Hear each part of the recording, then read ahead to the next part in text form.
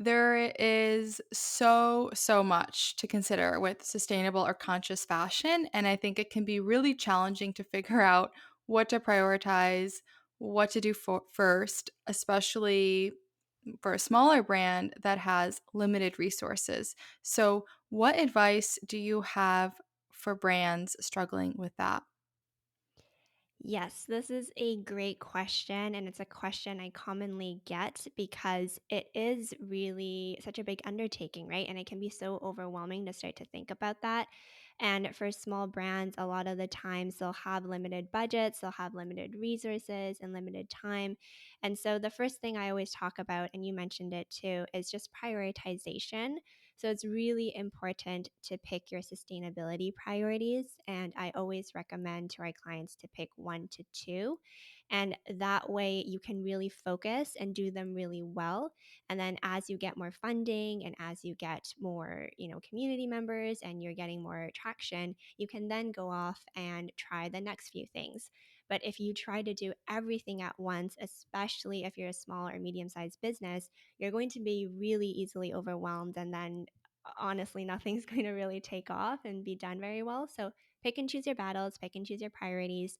And the other thing too is just because you're picking and choosing priorities doesn't mean that you're not going to do anything else in the other items, right? So, I often tell clients that if they're choosing to deal with textile waste or not using polyester, that doesn't mean they're not going to pay their garment workers a living wage, right? Because I think there's a standard that conscious brands have, but it just means what you're really going to focus on and what lens you're really looking at things. So I would definitely recommend that. And it's also funny because I recently did a podcast episode on that too. So if folks want to dive a little bit deeper, they can check out, I think it's episode 116. And I also list out the different priorities that they can go through. So they can go through that exercise if they want. Yeah, that makes sense. And we'll definitely make sure that's linked in the episode description and show notes. I've really enjoyed listening to your podcast, by the way. So I'll make sure that the podcast itself is also linked in the show notes.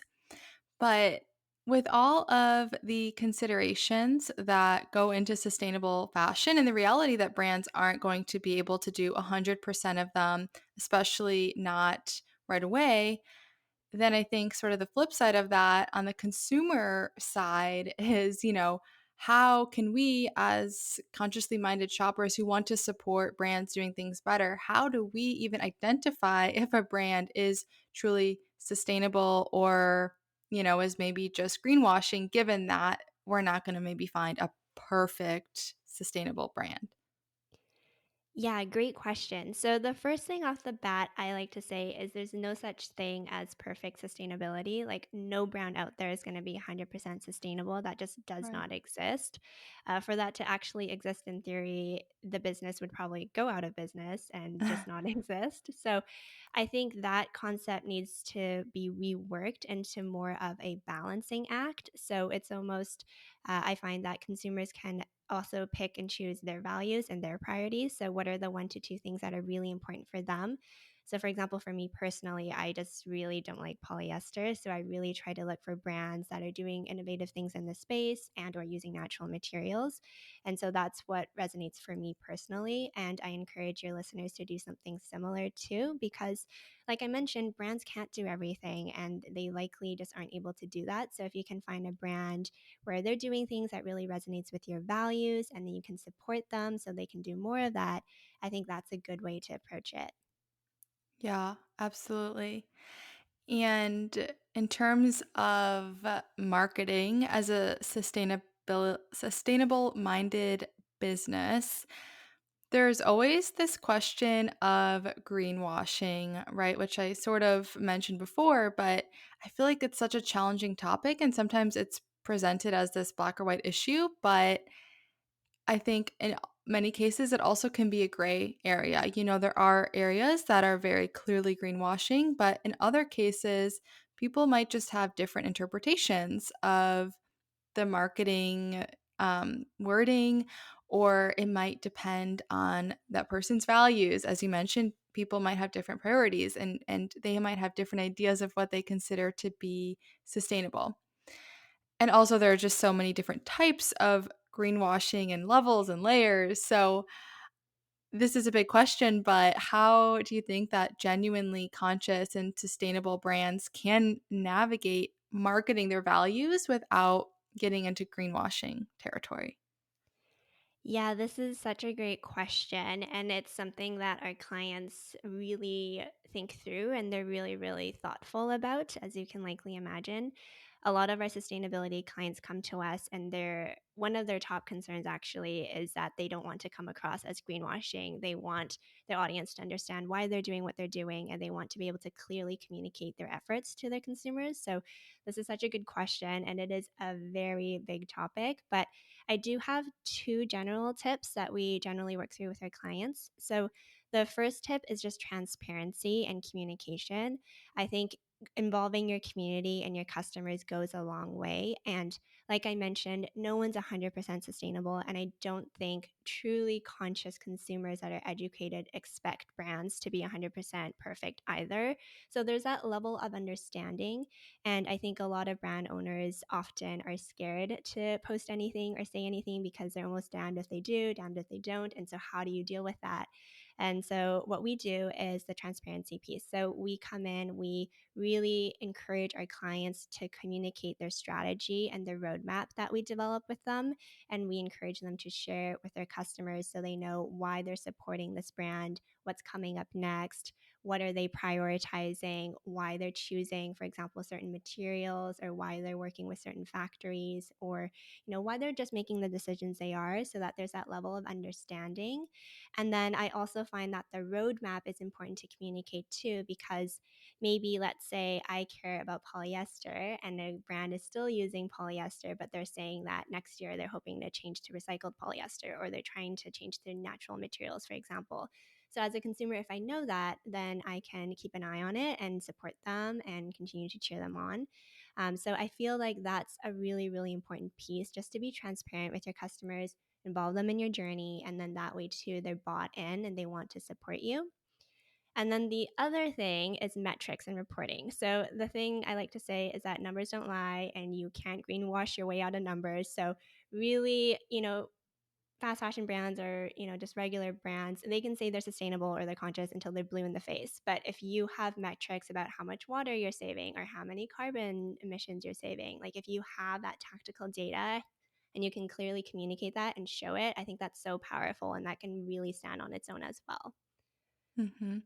And also wage transparency, like, Nisalo and Abel's campaign, the lowest wage campaign, where they committed to publishing the lowest wages in their supply chain. And, like, I think that's what a lot of advocacy organizations talk about. Like, you can say you pay fair, you're working towards, supporting your garment makers, but the best way to sort of prove that is publishing your wages, the actual numbers, and also comparing that to what the living wage is in that particular area. So, yeah, that's definitely something to keep in mind. Yeah. And I feel like another struggle that conscious fashion brands have to figure out is how to stand out in this increasingly crowded and saturated market, especially as big fashion brands start launching or continue to launch their green marketing campaigns and try to attract this growing conscious consumer market. So, what tips do you have for brands trying to differentiate themselves and make it clear maybe that they are authentically conscious when there is so much greenwashing going on, especially by big fashion brands with massive marketing budgets? Yeah, great question. So, in terms of our work with our clients, we always encourage them to take a customer first approach. And what I mean by that is you can't just make product for the sake of making product anymore. You need to understand who your ideal and target customer is. You need to understand what their pain points are and how you're going to add value with their products. And I know sometimes that can sound a bit silly, if you will, in the fashion industry, but if you think about it, we wear clothes all the time, and it's part of our everyday lives. So why wouldn't you want to make something that adds value to someone's life or causes them to forget about a problem? right? And so I think that's really key first because that way we can really speak to longevity of products and being more intentional when we buy instead of just, fast fashion impulse purchases. And so I think that's the first piece. And then the second piece I touched on a little bit already, but it's your general strategy about how you're approaching your business and your brand. If you do it really intentionally with your priorities in mind and against your sustainability strategy and your roadmap, that can be really powerful. And then if you couple that with communicating that plan to your customers and also updating the plan and updating the news on the progress about how things are going, what you're excited about, maybe what you're even struggling with, that level of transparency and involvement from your community really speaks volumes as well. And then, of course, the metrics piece again, numbers don't lie. And then I would say, last but not least, just the education piece. I've seen a lot of brands now try to educate their consumers as well and just let them in behind the scenes on some of the items they're thinking about, what they're struggling with. And again, I really think as you involve your community, they can support you and also just educate themselves at the same time, too. And the hope is that when they're dealing with other brands that maybe aren't as transparent or don't have some of these things thought out, they can then demand transparency, ask questions, and then as a whole for the industry, we can all rise up. Yeah. I love that you mentioned education because I feel like that is such a crucial part of conscious marketing. And it just makes such a difference, and I also love that you brought in that when conscious brands raise awareness about these issues or are very transparent, it raises the bar.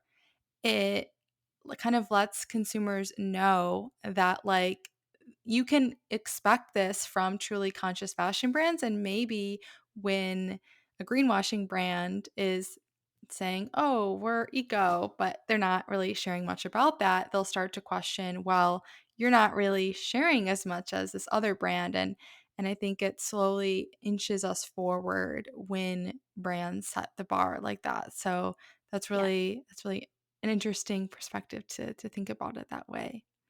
Yeah, and I love how you said raise the bar too, because the hope is with all this transparency that it just becomes table stakes, and it's just the standard that everyone expects moving forward. Yeah.